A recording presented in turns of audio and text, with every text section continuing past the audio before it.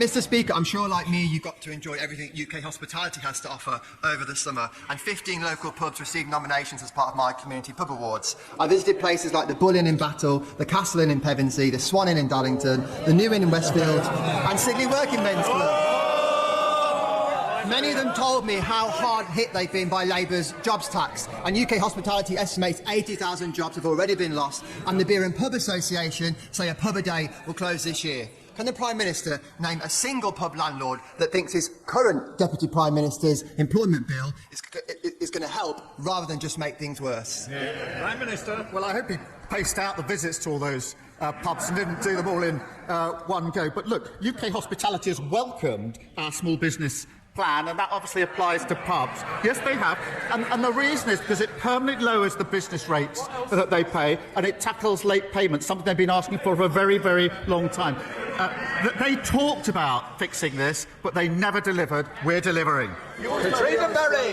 Thank you, Mr Speaker. My constituents have endured 4 major fires in recent months across our community, including the devastating destruction of Cumbernauld iconic St Mungo's Church.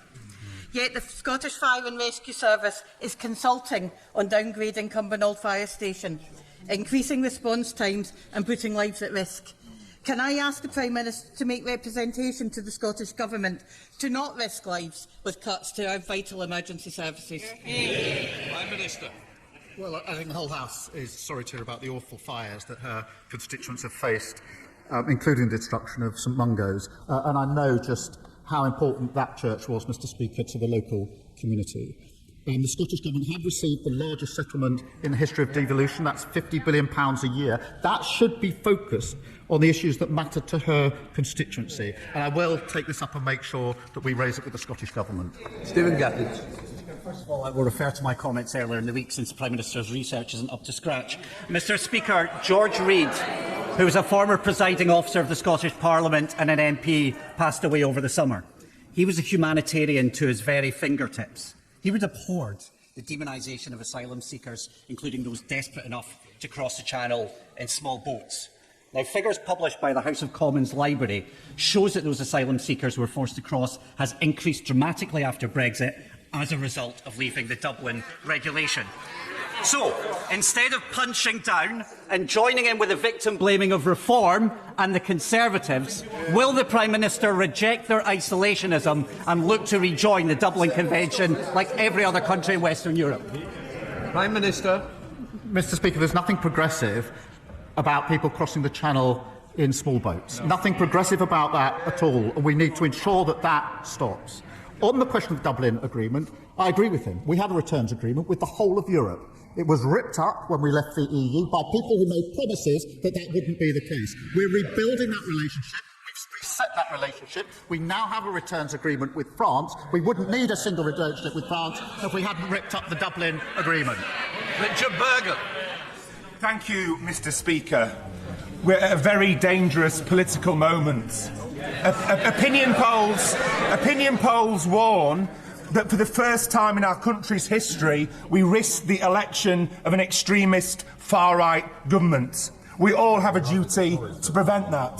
To do so, don't we need to rebuild support through a return to real Labour values, through real action to tackle poverty and inequality, through a wealth tax on the super-rich, and through an ethical foreign policy that takes a strong principled stand on war crimes, whoever commits them? Right, Mr Speaker, look, we do stand at an important moment. We can have the politics of renewal under this government, or the politics of grievance from reform, who do not want to fix the problems. They want the grievance to continue because the last thing they want is improvement in the lives of working people in this country, because they feed off the problem of the grievance being there. That's the difference. Sir Julian Lewis. Admiral Lord West was head of the Royal Navy, Chief of Defence Intelligence and a Labour Security Minister, and currently sits on the Intelligence and Security Committee. So when he writes in the national press denouncing what he calls the disgraceful decision to hand over ownership of the Chagos Archipelago adding that he does not accept that the move is, quote, absolutely vital for our defence and intelligence, as the Prime Minister claims. Should we rely on his professional judgment or not? I have the misfortune to disagree with him. Just a second. Thank you, Mr. Speaker. New mums and dads in my constituency of Lowestoft tell me that one of the things they worry about the most is whether they can afford the childcare they need to be able to go back to work.